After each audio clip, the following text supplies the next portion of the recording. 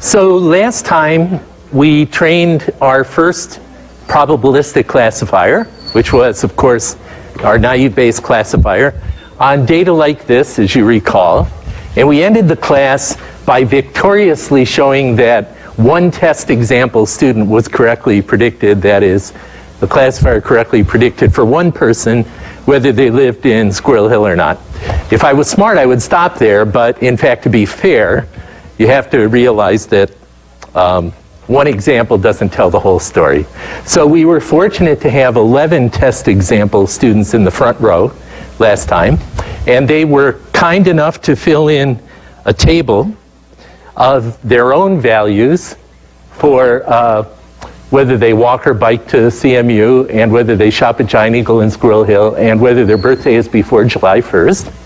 And then also their value for the variable we were trying to predict, which is whether they live in Squirrel Hill.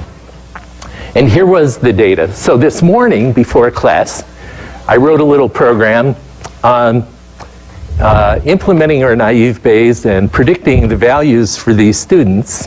And the answer is, naive Bayes. Let's just remember what naive Bayes is. Suspense is killing you, isn't it? Of course, naive Bayes is a simple algorithm once you believe in Bayes' rule. Bayes' rule there on the top tells that if we're trying to predict the probability of a particular value for the random variable y, say the value yk, from a number n other features, which in our case were things like shop at Giant Eagle, walk to school, then Bayes' rule tells us we can calculate that in terms of, well, on the numerator there, the prior probability of y, living in Squirrel Hill, times the probability of the other variables given the value of y. And then the denominator there simply is a way of expressing p of x 1 through xn. And the key additional assumption in naive Bayes, of course, is just that we can re-express this joint probability over n different variables, xi, x1 through xn, as the product, as though they were independent, well, conditionally independent, given y. And if they are conditionally independent given y, then that quantity on the top can be expressed simply as the product of these individual x sub I probabilities given y. And so then this formula would be enough, and we could stop there, because this is really what we want. Maybe in the most ambitious case, we want to predict the probability that you do or don't live in Squirrel Hill given these other features.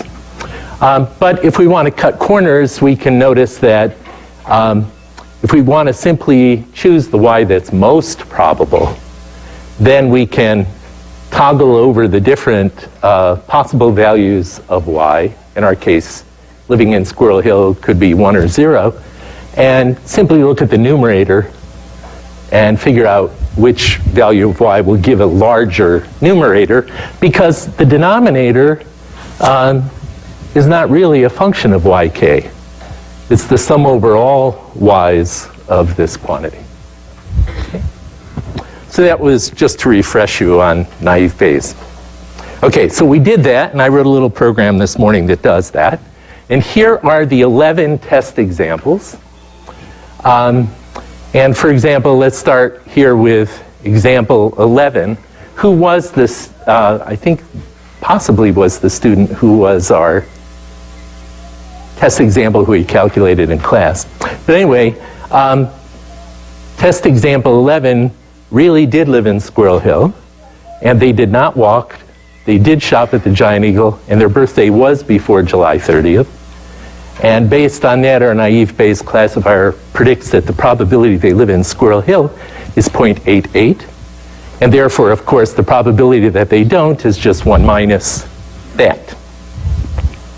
And so if you look at this set of predictions on the test examples, you notice a couple things. The most wonderful thing is that it's correct 10 times out of 11. It almost always, like here's one where S was 0, and you can see it's predicting it's more probable that S equals 0 than that S equals 1. And similarly, if you look at every one of these rows, here's another S equals 0, sure enough, most probable that S equals 0, and so forth. In fact, the only mistake here is this one, which was another Squirrel Hill resident. You can see their features here, and you can see that even though it assigned more probability to S equals 1 than for many of the other examples, it still assigned more probability that they don't. So it was wrong. Okay, so I think this is kind of a nice example because we were able to go through the exact calculations in real time. You could see that there were effectively 7 parameters, probabilistic parameters, that we had to estimate in order to train our learning algorithm, the prior on S, and then for each of S equals 1 and 0, the probability distribution on the X sub I features. Okay, so we had 7 numbers. You remember we painstakingly computed them, and we used what kind of estimates for that? Those were maximum likelihood estimates, right? For every one of those, like the probability that you walk to school, given that you do live in Squirrel Hill, we took the number of people who both live in Squirrel Hill and walk, divided by the number of people who do live in Squirrel Hill.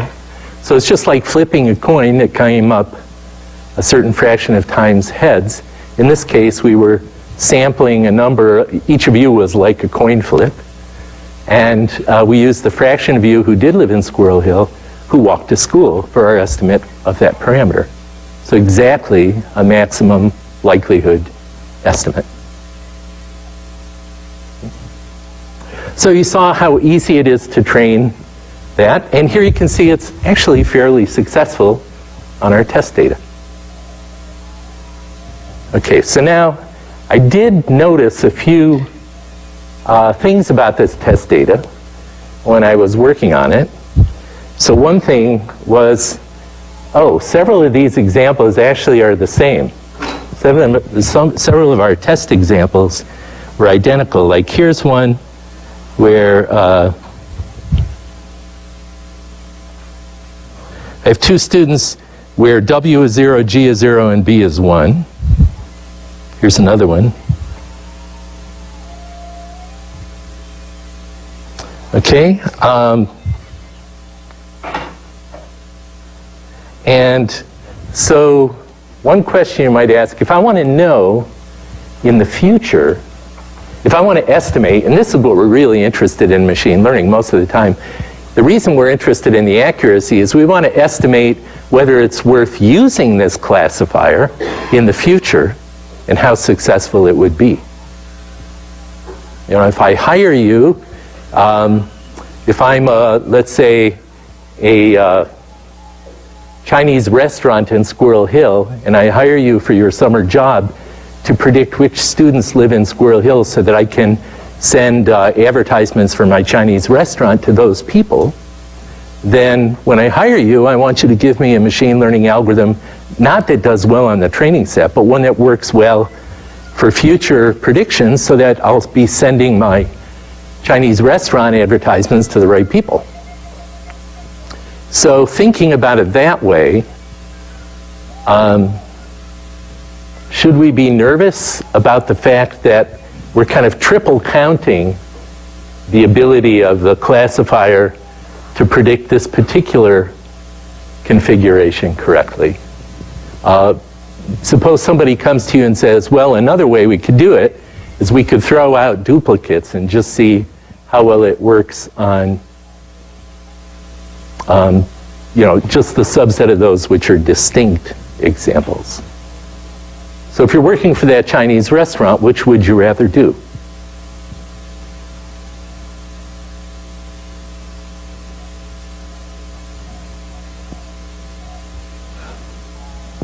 They'll give you a big raise if you do well. Be motivated.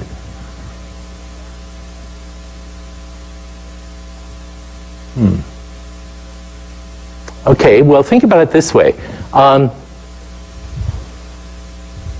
We're going to use this classifier on other CMU students for whom we happen to know these values, but we don't know the value. And so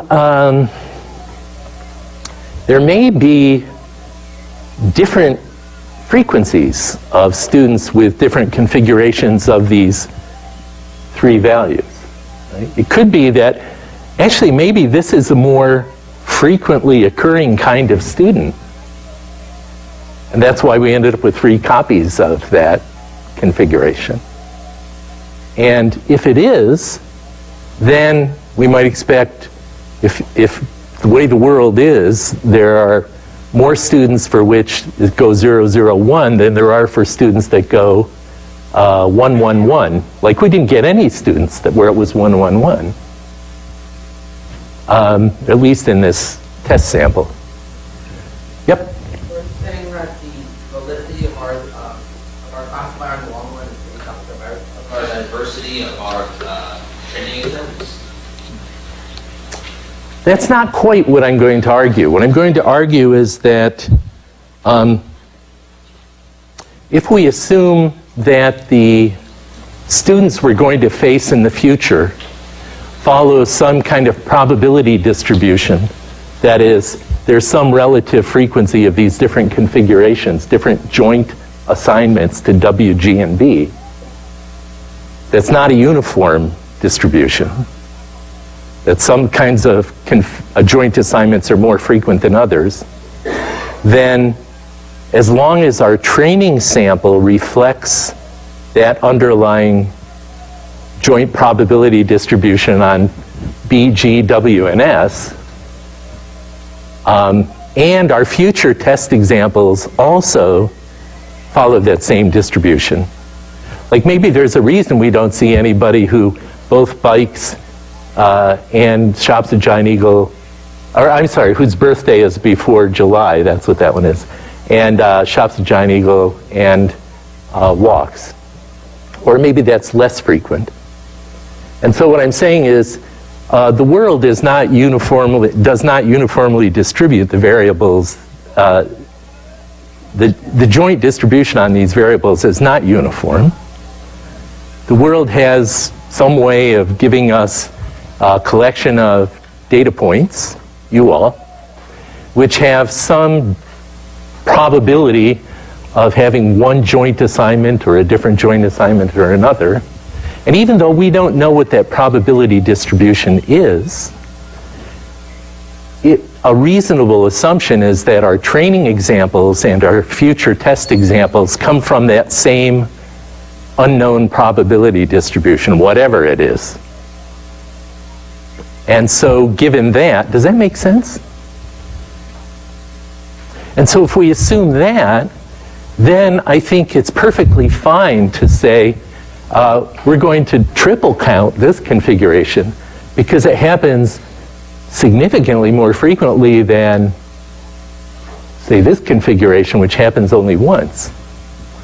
And that's our best way of guaranteeing that we'll maximize the number. If we want to estimate how well will we do on future examples, future students we have to classify, our best way of estimating that is to use this sample of test data as a representative sample of that underlying distribution that's generating students. And so, in fact, this is an idea we're going to see appearing throughout the semester, that one stance, and maybe the most popular stance we can take on how to estimate the accuracy of a classifier, is to assume that, number one, the training data comes from some underlying distribution of x's and y's, and the test, even though we might not know what that distribution is, that the test examples come from the same distribution. and therefore we don't have to worry about whether we're triple counting this example because it actually occurred more frequently, and it's kind of our only way of sampling what that underlying distribution is. And if our goal is to maximize the number of future examples that we get right, this is evidence that we may see more of these kind of examples than we see of this kind of example.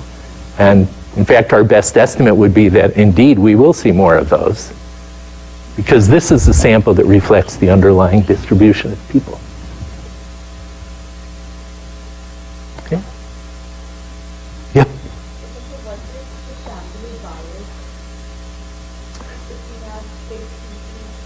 Right. So the question is, what if the sample is biased or not representative in some way of that underlying distribution? That's your point, right?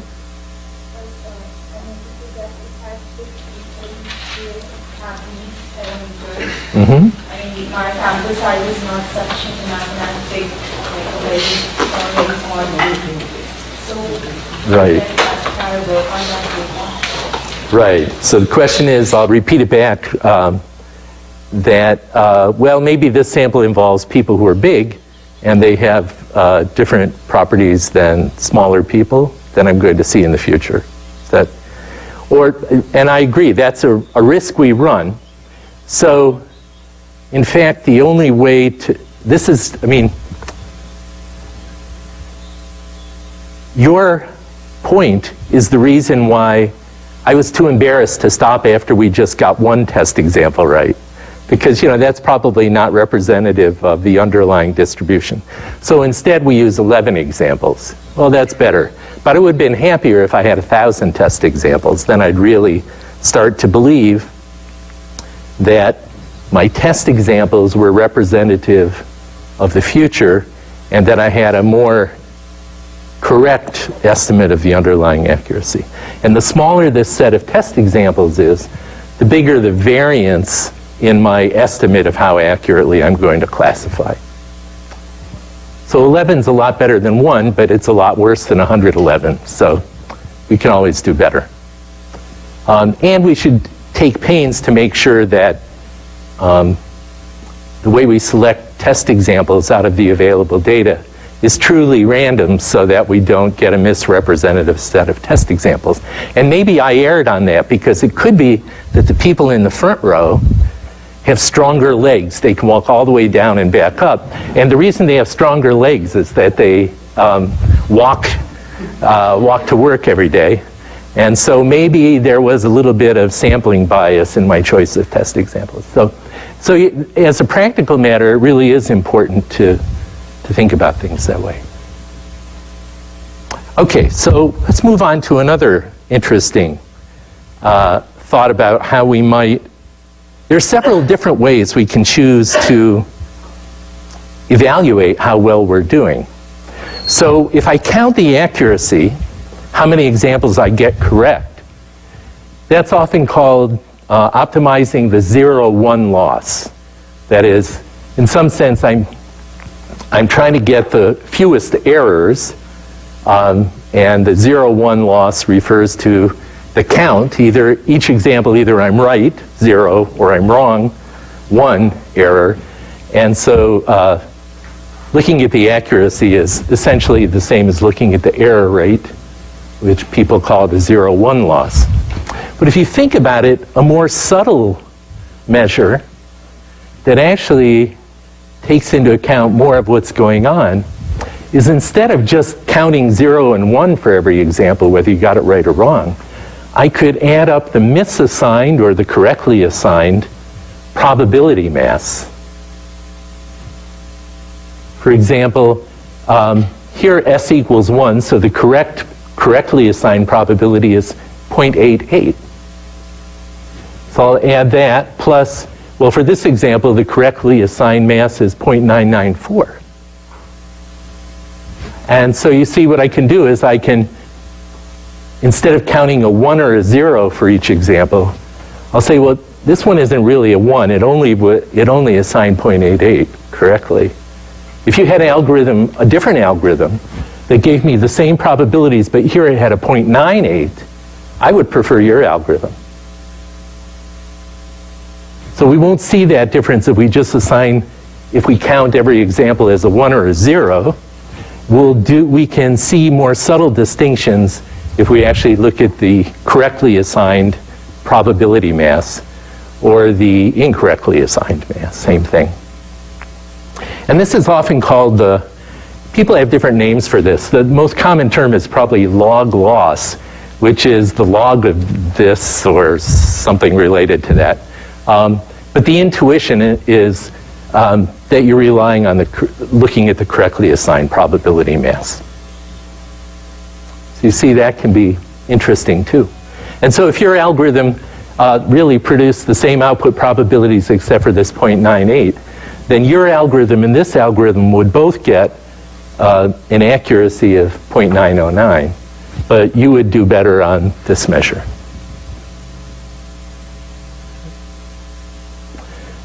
But now, here's a third way to think about how to evaluate. Go back to your summer job for the Chinese restaurant. The Chinese restaurant is going to use the result of your program to predict which incoming students to CMU do live in Squirrel Hill or probably going to move to Squirrel Hill based on these features. And they're going to send out advertisements to those people. And they have an advertising budget, let's say, to send out only a limited number of advertisements. They're not going to say, they wouldn't hire you if they're going to send them to everybody. So they're trying to hire you so that you'll tell them who to send the advertisements to. And this is almost isomorphic to the problem that Google faces when you type in a search query and they find 100,000 web pages that contain those words, and they have room to only show you 10. So they're trying to, what they do is they rank those 100,000 pages that qualify, that meet your search criteria. But they rank them according to how probable they think it is that you're going to want to see that page. So in the end, you only get to see 10. So back to the Chinese restaurant summer job. Really what they want you to do is rank the incoming CMU students so that they can take their fixed budget of advertising and send out 100 advertisements to the 100 people who are most probable to live in Squirrel Hill. Right? Out of, maybe they give you 10,000 people. So it's really a ranking problem. And so what they want is neither of these measures. They want to know how well can you use these assigned probabilities to rank order the students according to how probable it is that they live in Squirrel Hill. So that's called a ranking problem. And if we want to measure the quality of our classifier for such ranking problems, then a good measure is to think about it this way. In our case, the restaurant might be most interested in which students are most probable to have S equals 1. So we can use our predicted probability to rank them according to that. And then we can count we can look at the precision, or how many, the precision at rank I for the prediction that Squirrel Hill equals 1. And I is like the fixed number of students we're going to look at. Okay, so we could go back to those probabilities and we could rank them all by who's most probable to live in Squirrel Hill. Well, according to this, this guy is number 1, most probable. Or girl, I don't know who it was. And who's second most probable is this student here. Oops. The student here would be number 2. And then number 3 looks like a tie among several students, but there they are. Okay? So if we do a ranking, the interesting thing here is that if suppose I give you this set of 11 examples, and I say, pick for me the 2 students who, I know that there are 2 students who live in Squirrel Hill, or I only have advertising budget to send out 2 advertisements. Tell me who are the 2 most probable students to live in Squirrel Hill. Then you've done great, right? Your rank number 1 and number 2 are, in fact, students that live in Squirrel Hill. Even though you misclassified that second example up there, still, if you rank order all your students according to how probable your classifier says it is, they come up number 2. And so it's just like when Google is showing you the top 10 most likely things that you want to see, or the Chinese restaurant wants to send to the top K people an advertisement. Looking at the ranking quality, as opposed to 0-1 loss, did I get this correct or incorrect? But instead looking at, if I rank the examples according to the probability that S equals 1, then that gives me a very different, and in some cases, much more relevant way of evaluating the quality of the classifier. Yep? Your precision prediction is a method of deciding how correct your classifier is determining what the most likely candidates are for a certain measure. Yep. So for S equals 0, you have like at rank 9 is 1.0. Mm-hmm. Is that a faulty method of prediction in terms of if you have less S equals 1s than the amount of S equals 1s that is there? So if you were trying to determine precision prediction at S equals 1 of rank 3, would that be an invalid measurement of your system because S can only equal up to 2? Well, in this case, I would choose at rank 2 because we know there are only 2 examples here. Okay. You know, in many cases, we don't really know how many examples there are unless we take the data that is labeled and withhold some of it as labeled test examples, then we do know. And in fact, that is what we did Monday, right? We knew we were going to get labels from you all, but we withheld these from the training part and did get their labels. So if you know how many labels are S equals 1, then it's easy to decide what you should put here. But if you don't, then you might just make up, you know, I might say, well, a priori, I think 24% of CMU students live in Squirrel Hill. So I'll say at rank 24% of how many examples I have. I picked 24 because, yes, on Monday, that was the prior on S equals 1, I think.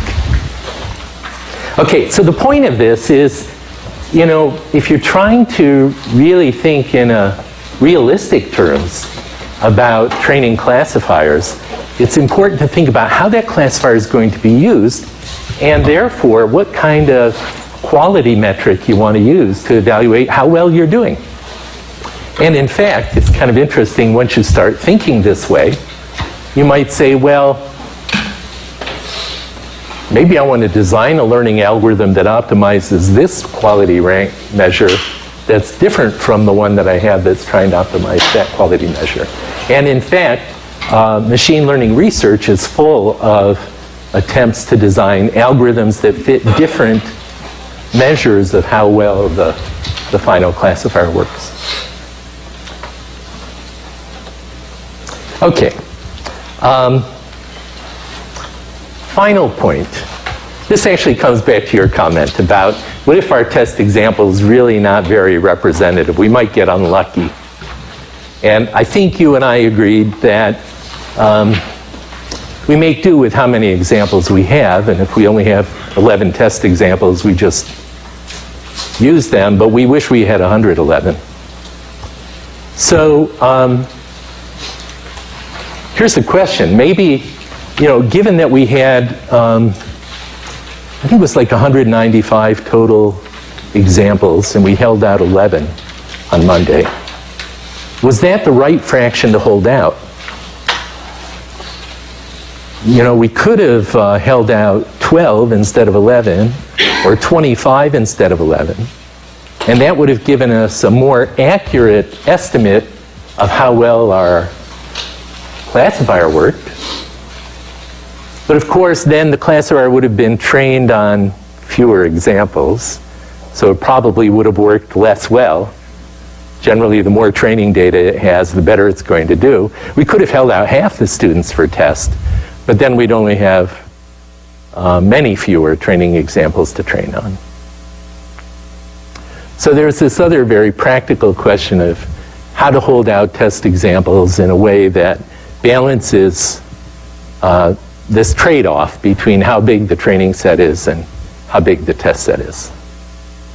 And there's a very standard solution to this, so I want to use this to illustrate it. What we could have done is this. We could have done k-fold cross-validation, which means we could have done this. We could have taken all of the students for which we have data, the whole room, and partition those students into k disjoint sets, maybe each row in the class. And then, for each of those disjoint subsets, each row of students, we let each row in turn become the test data. We train on all the other rows of students. We measure on our test data how well the hypothesis that we learned on the other students works. And we do this 1, 2, 3, 4, 5, 6, 7, 8, 9, 10 times for the 10 rows that we have. And then our final accuracy estimate is just the mean of those 10 experiments that we run. See? So that has the advantage that we can still keep the training set size to the same size we used on Monday. We only withheld one row, but we got to repeat that experiment 10 different times where each row of students becomes a test set. And now, when you add it all up, the statistics of those 10 rows are using every single student one time as a test example, and never using a student simultaneously for training and test. But on each of these k folds, each of the 10 folds, a student 9 times is a training example, and 1 time is a test example. So that actually gives us the best statistically significant estimate of what? We trained 10 different classifiers now.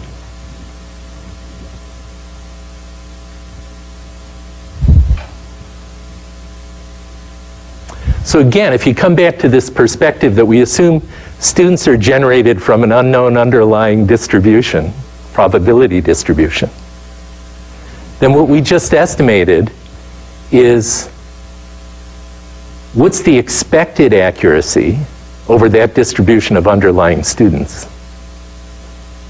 of our classifier if we train it on 90% of the room. That's what we're estimating. And that'll probably actually be an underestimate. If we go back to the Chinese restaurant problem, after you've estimated the accuracy of your classifier, you then want to not just give that classifier to the restaurant owner, you want to then use all of the examples, including the test examples, to train a classifier that's probably going to be even better because it's using even more training data, even though now you have no test examples to measure how well it's working. Using the whole room of students to train it is probably better than using 90%.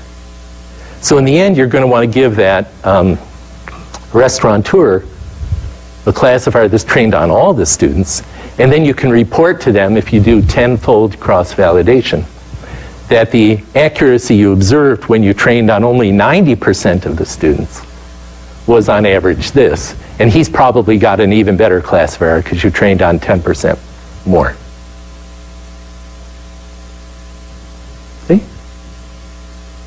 Yep. Classifier that based on your training data is calculating a set of parameters, and it's using those parameters now to basically get your test data. Now, every time you shift your training data, those parameters are going to change. Yes. So now when you've done this calculate your final efficiency. So what would you now use as the new parameters of your the test one? Yeah, good point. So he's pointing out correctly that if we do this tenfold cross-validation, we're training 10 different classifiers. Each of those has a different set of learned parameter values. Same parameters, but different values, depending on the 10 different training sets. So what do we use in the end? Do we average them together? Do we pick the best? Again, what I would do, and that was the point I was trying to make, is I would then train a final classifier, which is none of those, but which uses all of the data. And I would use 0 test examples, but make them all training examples for the final classifier. That's what I would give to the restaurant owner, and then I would report that I used even more training data than in my tenfold cross-validation. And even with 90% of the amount of data the classifier he's getting, here's how accurately it's working. So he's probably getting, hopefully, an even better one. And it would be kind of surprising if he got a worse one from using more training data, although we couldn't guarantee that. It could happen. Yep. Professor, what if we randomly picked up 15 students from all the rows? Would that give a good enough final accuracy estimate? Say that again? So what if we randomly picked out 15 students and test? And then repeat that. And then just check for the 15 students and estimate for the whole sample. Would that give a good enough final estimate? Right, so we could randomly pick out 15 students, which is kind of what I was approximating when I picked out the front row, right, and see how well we do on that. We could have just randomly chosen them, and if it was the same number of, I guess we had 11 students, if I randomly picked out 11, it would probably, I would expect it to give the same kind of answer as leaving out the front row. But notice there is still one more decision to make. What's K? Suppose I have 195 students, which is roughly what we were using on Monday. And so if I have K equals 10, then on every fold I'll be leaving out approximately 19 students. That'll be the same. But I could do, instead of 10-fold cross-validation, I could do 3-fold, I could do 25-fold, I could do 195-fold.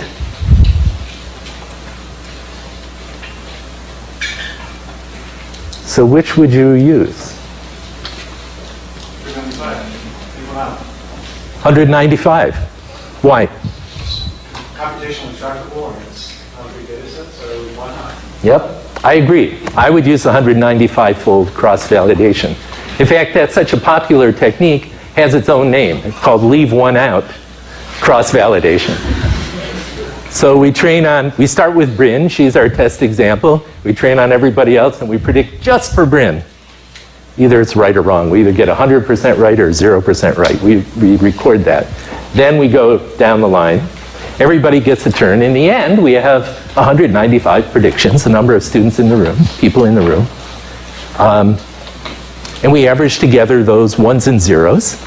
Or if we like, we average together the probability mass that was misassigned. It's harder to average together the ranks. But that is statistically the best way to do it, because now, instead of training on 90% of the people in the room, taking those, let's make the arithmetic easy, instead of taking the 200 students that are available and leaving out 20 of them on each fold and training only on 180, whereas in the end we're going to train on all 200 and give it to the restaurant owner, why don't we train on 199 every time? That'll be an even more correct estimate of how well our 200-person classifier, which we're going to give at the end, really performs. So yes, I agree. Leave one out cross-validation is the way to go as long as it's not a computational problem. If you have 100 million examples, this summer I was in China and this woman who's running this startup company came up to me and said, I have 100 million medical records, can you help me? So if you have 100 million examples, it's harder to do leave one cross-validation. It's not harder to write the program, it's just harder to wait for the result. So on very large data sets, you might not want to do that. But on this size, certainly it's a reason. It's the way to go. Okay? Cool. All right. So see how much you can learn from just training one naive Bayes classifier. Okay, so I wasn't going to say anything else about the results, but does anybody else have a comment, a question on? Yes? Well, what if we train 199 classifiers and we just let them vote? Would that be another method to do this? That's a great question. So the question is, what if we're going to go to the trouble of doing this leave one out classification, cross-validation, we're going to end up with 199, actually 200 if we have 200 classifiers. Why don't we keep them and let them vote instead of training one classifier on the 200? That is a great question, and I don't know the answer to which one will work better.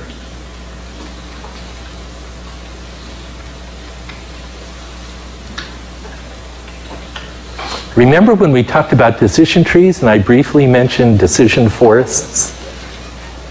Decision forests are based on the idea that instead of training one decision tree, we could train a collection of them and let them vote.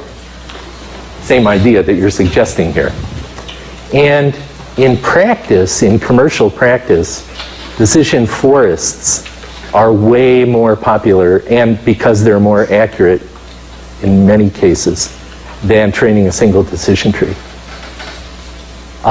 There's some theory around that that's imperfect theory, but is based on resampling methods in statistics. There are a collection of methods that go by the name bootstrapping in statistics that talk about resampling training data with replacement and building up a collection of training examples. So to turn it into our naive Bayes, the idea of resampling with replacement, which is a common method, not the only method for learning decision forests, would be that I'd randomly pick one student to be in the training set, and then I'd randomly pick a student to be, but I wouldn't remove the first student I chose from the pool.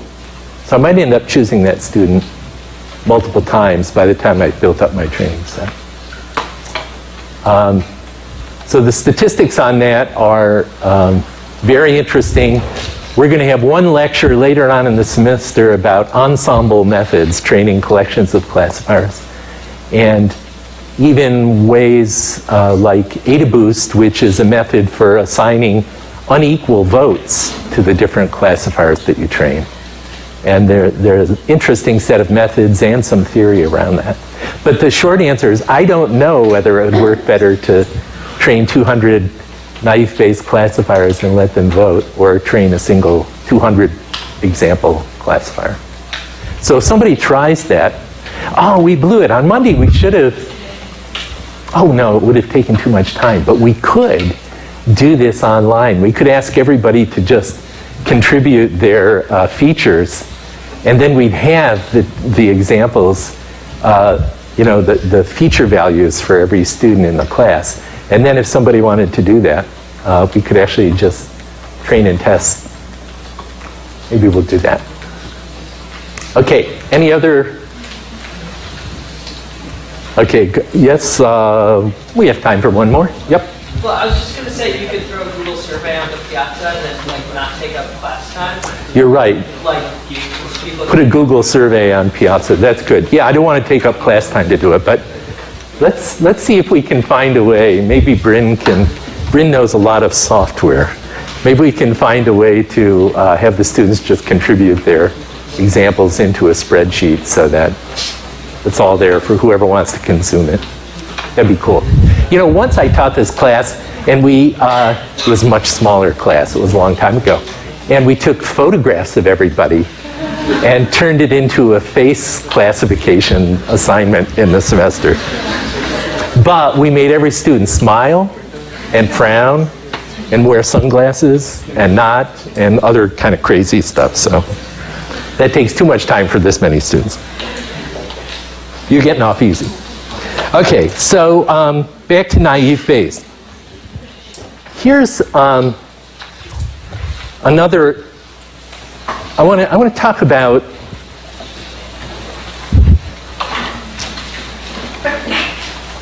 understanding the space of hypotheses that naive Bayes can come up with. So when we talked about decision trees, remember we drew this big picture of the Venn diagram of all possible hypotheses, and right next to it the Venn diagram of all possible examples to be classified, instances to be classified. And we pointed out that any labeling you could give of the examples, any function that you want to define over those examples, there exists a decision tree that can do that, that can represent it, right?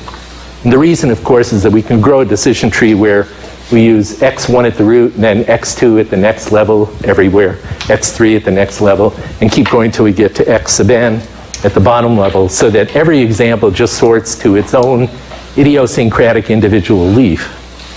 And then we can just assign the labels however we want, like whatever label that example had. So any way that you can label the examples, there is a decision tree that can represent it. We talked about that. Now think about the same question for naive Bayes. Now think about students described by W, G, and B. And I happen to use S as defining the function that I wanted our naive Bayes classifier to work on. And as you see, it didn't do perfectly.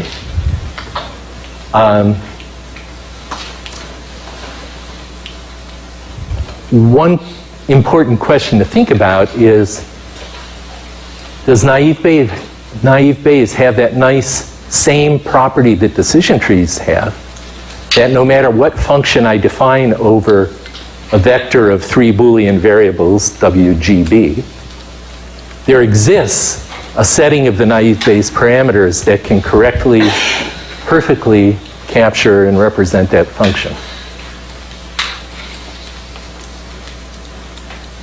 You set a threshold on the probability to say anything over 0.3 is a 1, anything under 0.3 is a 0? Yeah, that's good. I'll take this as a friendly amendment, which is that we don't have to use the threshold of 0.5, which is, the natural, what Bayes' rule would tell us to use.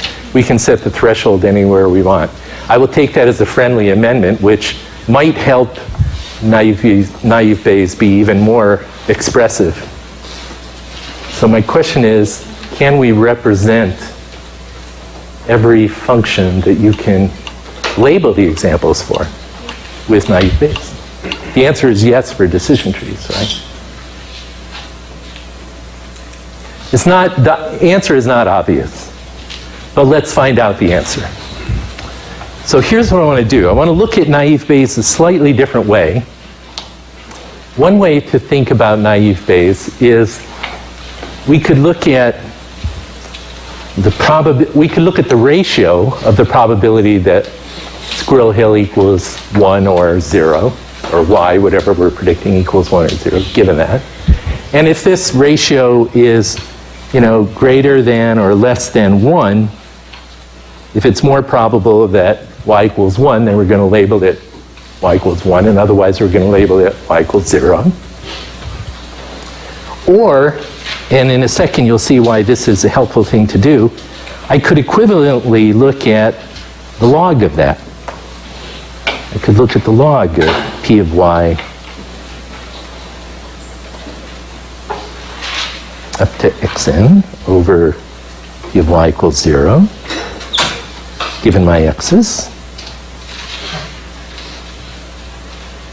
And now I'd want to tell if that log was greater than or equal to what? 0, because the log of 1 is 0. So I take the log of both sides, right? So now if the log of that is bigger or less than 0, that's going to be my classification. And of course, because we're talking about naive Bayes,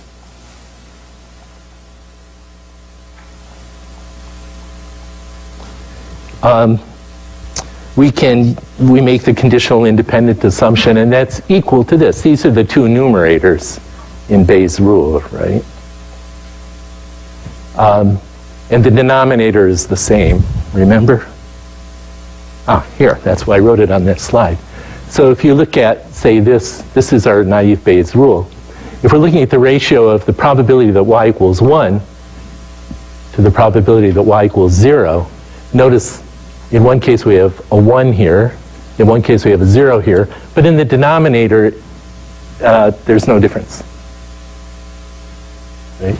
So when I divide the probability that it'll be 1 by the probability to be 0, I'm just left with the two numerators, the ratio of the two numerators. And the denominators just go away. So that's why I've written it this way. This is the ratio of the two numerators. And now, if I'm working in the log, then I'll just take the log of this, which, remember, the product of the log of a product is the sum of the logs. So I can pull this out. Let me pull out this term here. Oops. This term here as a separate thing. So I'll look at the log of, this is just the priors on y.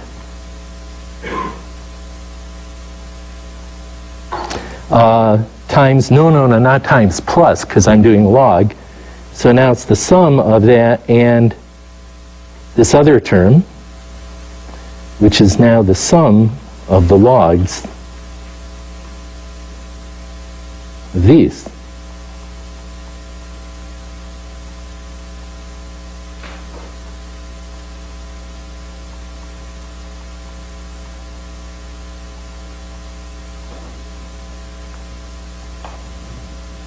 Right?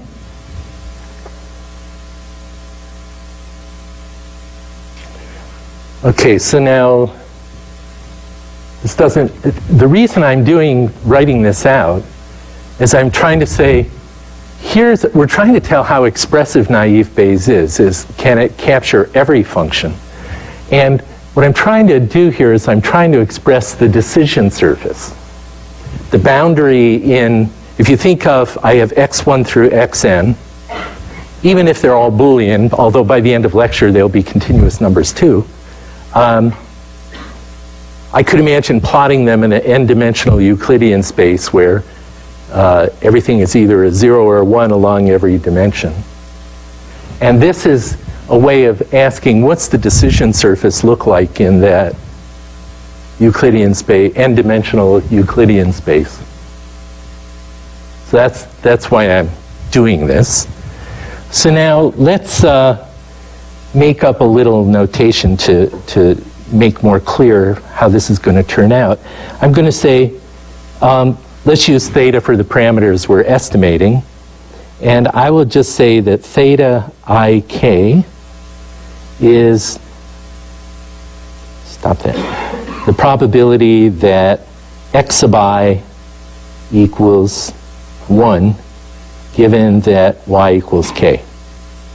And those were the terms we ended up estimating, right? Like the probability that you would walk to work given that you live in Squirrel Hill. And we had to estimate many of these parameters, 7 of them. But there were 14 altogether, and we took 1 minus some of those to get the others. But I'm just going to use this notation. And then, of course, that means 1 minus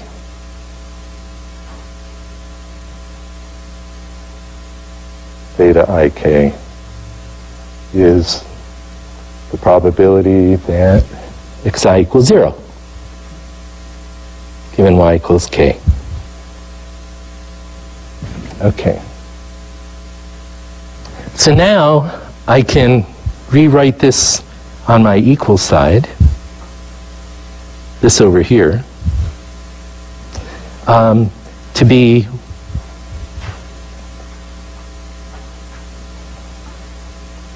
I'm still going to use this.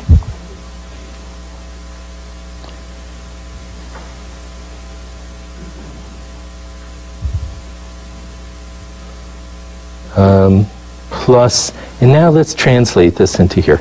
If I do, what I'm going to get is either x is going to be 1 or 0, right? If x is 1, then I'm going to take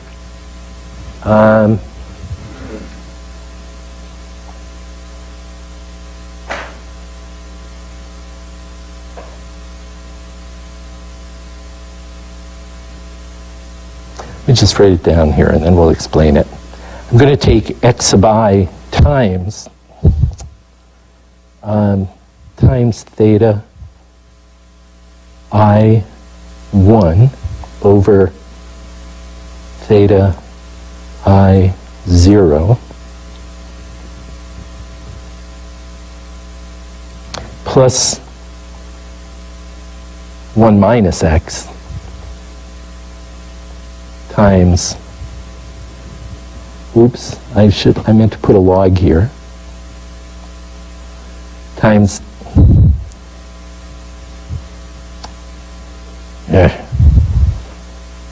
times the log of 1 minus theta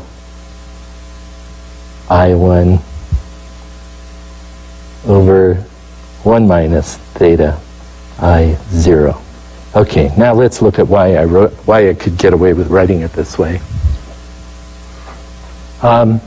First of all, I used this trick that xi must be 1 or 0. If it's 1, then this term will be included, and this will be a 0, so that term will be ignored. On the other hand, if x sub I is 0, then this will be 1, and this term will be included. But this will be 0, and this term will be ignored. So what I just wrote here is an if statement that said, if x sub I is 1, then I'm going to take the probability that x sub I equals 1 divided by the probability that xi equals 0. That's what this term was. But if x equals 0, then instead I'm going to take 1 minus that, because I'm not interested in xi being, here in this case xi is 0, and so I'm interested in 1 minus the probability that it was 1. Okay, so this is just a convenient mathematical trick for writing an if statement. It's a convenient trick that's worth remembering. But you see, all I did was re-express that by saying I'm either going to take this parameter or this parameter, and depending on whether x is 1 or that. And it's not those parameters, I'm sorry, it's the log of the ratio of those, because that's what we're talking about here. Okay, so I'm summing over the xi's this term. Now, if you actually look at that, you notice this is a linear function of xi. Because whatever xi is, first of all, this first term is just a constant. It doesn't depend on xi, right? It's just the ratio of the priors on y equals 1 and y equals 0. Then this is a sum over xi and 1 minus xi. I could rearrange the terms there and say, well, it's xi times this number minus that number. So I can re-express this as just x sub I times some constant, and you can see that constant would be this minus that, plus some other constant, which is 1 times this. So in other words, this is a linear function of x sub I.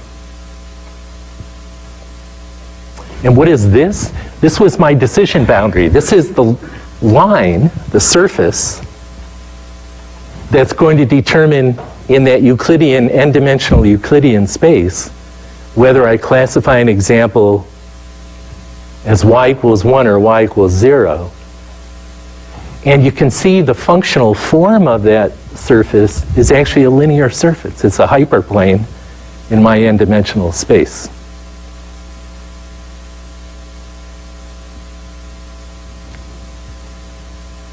Does that make sense? I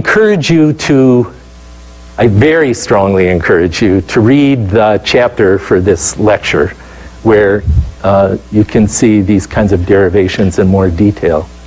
It's a very important chapter to read.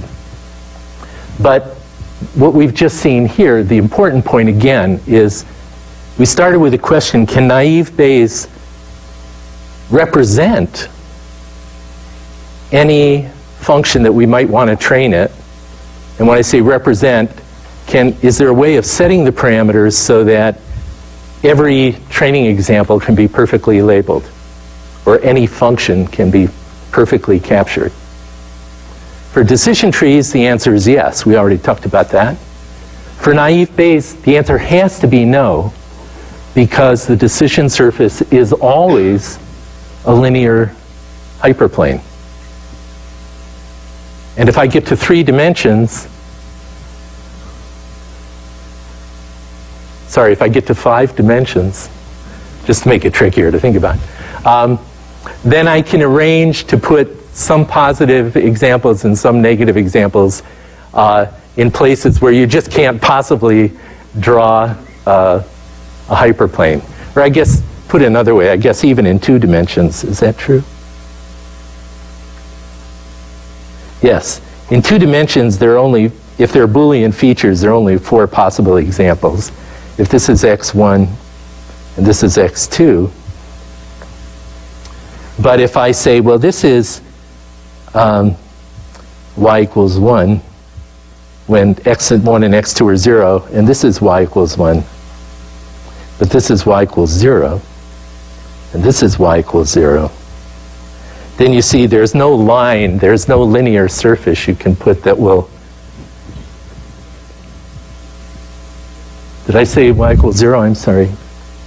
For my example to work, that has to be y equals 1. Now you can't put a line that will label these 2 on one side of the line and those 2 on the other side of the line. Right? There is a solution to this one. I could make my line like this. I could say everything on this side of the decision surface is going to be y equals 0. Everything on that side of the surface is going to be y equals 1. And so there is at least a linear decision surface that can correctly label these 4 examples as 0, 0, 0, 1, if that's the function I'm trying to teach. But if instead I'm trying to teach this function, then there is no line. It just cannot be done. Okay? So the point is, because it's a linear decision surface, there exist functions that you can try to teach naive Bayes, which it cannot possibly get right. Okay, test your understanding. What if I replace naive Bayes by the first algorithm we talked about, which is let's just learn the joint probability distribution full-fledged without making any conditional independence assumption. Right? We just draw out the whole table of all possible joint assignments of x1 through xn, and we get to assign a separate probability parameter for each one of those rows in the 2 to the n rows in the table. For that classifier, can you represent any function I want to teach you?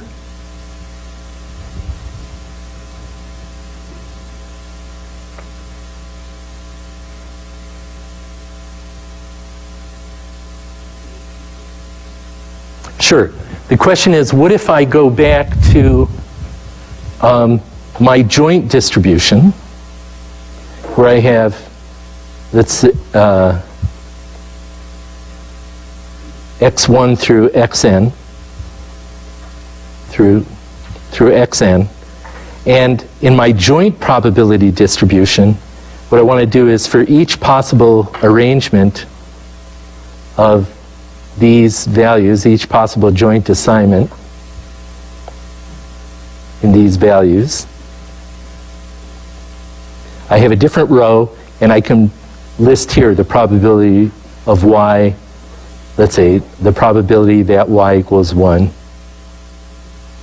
given this row in x in the joint distribution. So what I'm going to do is I'm going to build a table where I have all the, this is the joint distribution where I have all the possible configurations, all 2 to the n possible rows. And for each of those, I separately write down my probability of y given that row.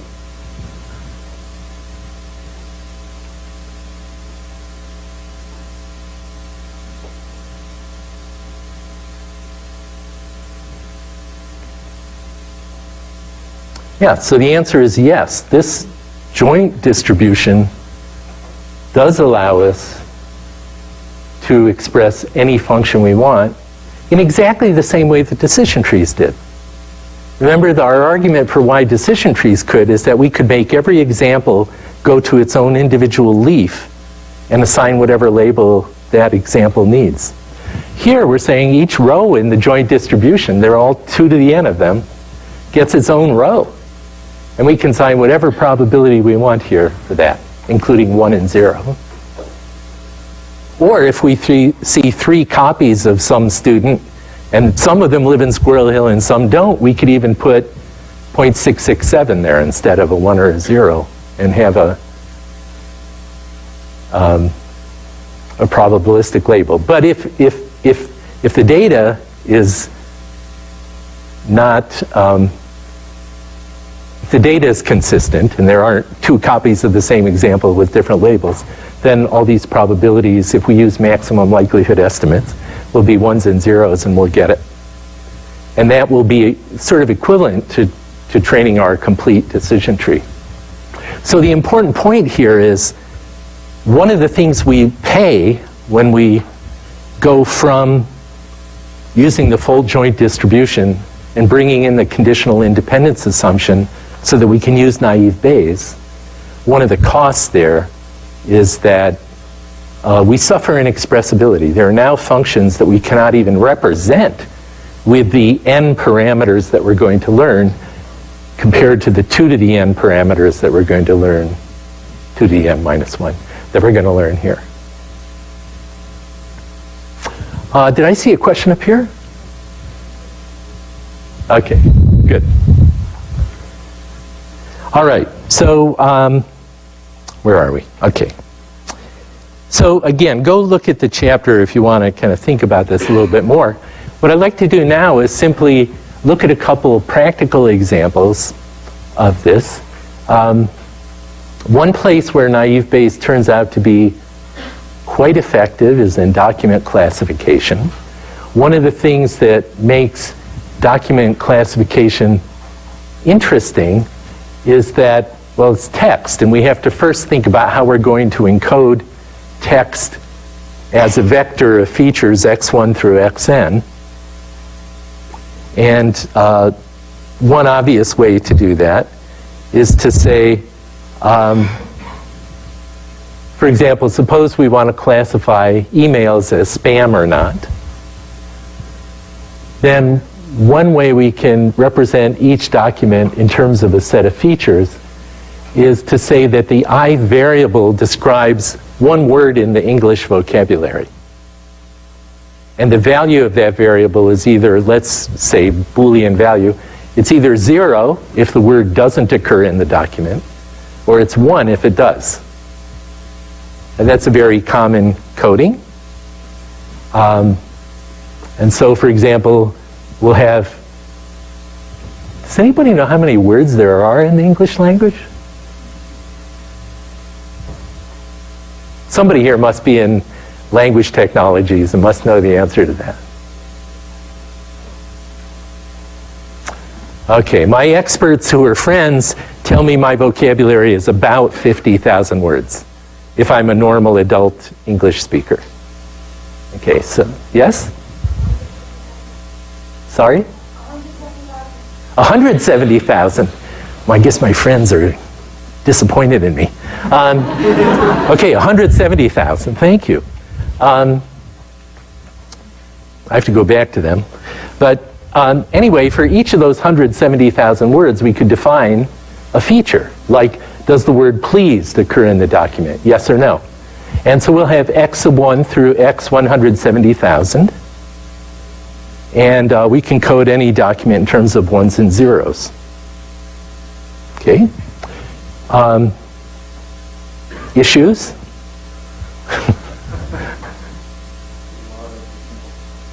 You know, computers are pretty fast. 170,000 is not a problem, but training examples could be a problem.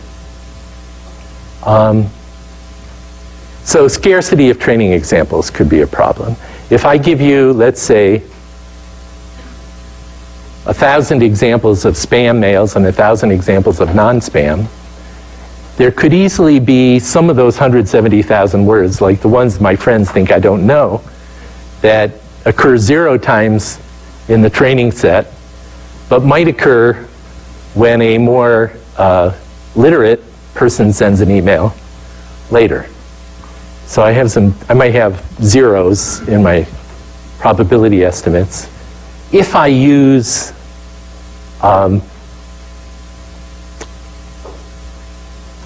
maximum likelihood estimates.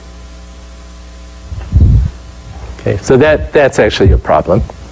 But we can get rid of that actually by using map estimates, just by putting a prior probability on every theta that we're estimating. That is the probability of every word given every label. We could use a map estimate where, for example, we assume the prior on every word is 1 out of 170,000. And now we'll never have a 0 for our map estimate, because we have these hallucinated examples, which is one instance of the word divided by 169,999 plus 1 examples hallucinated, most of them negative for that word. Right? So map estimates can actually save us there. Here's another thing that people often do that's more subtle.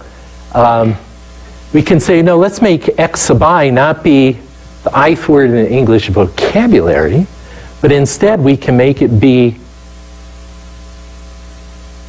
the ith position in the document. And instead of that variable having the value 0 or 1, it can have the value 1, 2, 3, 4, or all the way up to 170,000. Or equivalently, we can just say what the word is. Right? So I could code this document, instead of using 170,000 features and saying each one has a 0 or a 1 depending on whether it occurs, I can say, no, I'm in different encoding. My first feature is the identity of the word in the first position. The first word up there in the document is I. X2 is going to be the identity of the word in the second position. Am, pleased, and so forth. And furthermore, when people do this, they usually also make this assumption that the different word positions, the different positions in the document, have the same distribution on words. That is, the probability of seeing I in position 1 equals the probability of seeing I in position 2. Okay. But this has one advantage, which is instead of having X sub I for I equals 1 through 170,000 to code the document, now the number of X sub I's we have is equal to the number of word positions in the document. So it's just a different probability, it's a different encoding. Interestingly, different documents have different numbers of words. So one document might have 70 words in it, and we have X sub 1 through X sub 70. A different document might have 100 words in it, so we have 100 features. Again, their values are these words. But one of the beautiful things about naive Bayes, or Bayes, is it doesn't really matter. The only question we're asking is, given the X sub I's that we have, X sub 1 up through X sub n, whatever n is it more probable that Y equals 1, this is spam, or Y equals 0, it's not spam? And so we're summing over the same or multiplying over the same number of features in both calculating both the probability that Y equals 1 and Y equals 0. So it turns out to work just fine. Okay, so if we do that second coding, the one where we say X sub 1 is just the identity of the word in the first position in the document. And of course, that can have any of 170,000 values.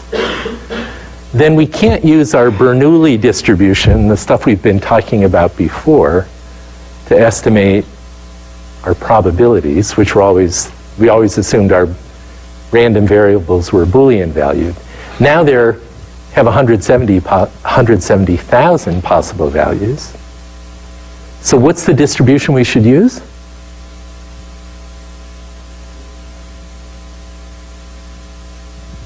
Starts with a D? Dirichlet, right? Or I'm sorry, multinomial with the Dirichlet prior. It's the same as rolling a die. Remember we talked about briefly, what if we had not a two-sided coin but a six-sided die? We saw that we could define the probability distribution again by, if we have k sides, just estimating k different probabilities, or strictly speaking, k minus 1, because we know they have to add up to 1. But then using a multinomial distribution which has this form, which is just a kind of generalization of our Bernoulli distribution, and the binomial that comes from it. And then the prior is a Dirichlet, which just lets us hallucinate numbers of examples for each side of the die that might come up. It's like hallucinating in the text case a number of words, a number of instances of words, hallucinated examples of words showing up in that position of the document. So anyway, it comes down to the same kind of estimate. Okay, so I just want to end by saying this really works. You can take documents, code them by, in this case I'm coding them actually by the number of times that words occur in the document. And getting a map estimate for each of the parameters, which is like the probability that aardvark will occur. And I can do this given that it's spam and given that it's not spam. And a common way to do this, as I mentioned, is just put a prior on that says every word has one hallucinated example, and just use that as the basis for your map estimate. And if you do this, then we have our familiar naive Bayes classifier. And if we run it on, for example, this set of documents which has been widely used and was collected by Ken Lang, one of my former PhD students who dropped out of school to form a company called WiseWire, great company, which learned to recommend which articles you should read. This was in the 1990s and was very successful. But anyway, Ken collected this data set with 20 different news groups and 1,000 articles from each group. And so we can set up the problem of classifying not whether a document is spam, but which of these 20 groups it belongs to, based on the words in the document. And if you do this, even though there are 20 possible values, class labels, not just 2, but 20. And so if you guess at chance, you'll be right 1 time out of 20, or 5% of the time. In fact, naive Bayes achieves 89% accuracy, so it's very substantial, successful accuracy.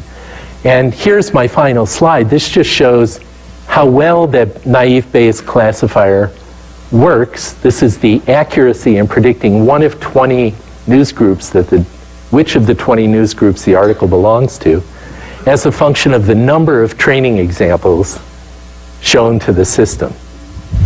And so again, here's 100 examples, 1,000 training examples, 10,000 training examples. But you can see that with these kinds of numbers of examples, you can do quite well applying naive Bayes to text classification. So it's a very practical algorithm. And now you know something, we've seen a couple of cases of it, to predict who lives in Squirrel Hill, to classify which documents belong to which categories. And you also know something now analytically about this. Naive Bayes is trading off against the default method of learning the full joint probability distribution. It's making this additional assumption of conditional independence of the x sub i's given y. And because of that assumption, it gets one good thing and one bad thing. The good thing is it only has to estimate n parameters instead of 2 to the n. And so the same amount of data can lead to sparsity for the joint distribution, but work well for naive Bayes. And second, it pays for that in the fact that it's not really able to represent as many distinct functions as the full joint distribution can. Okay, so next time we'll talk about extending this to continuous variables, and we'll move on from there.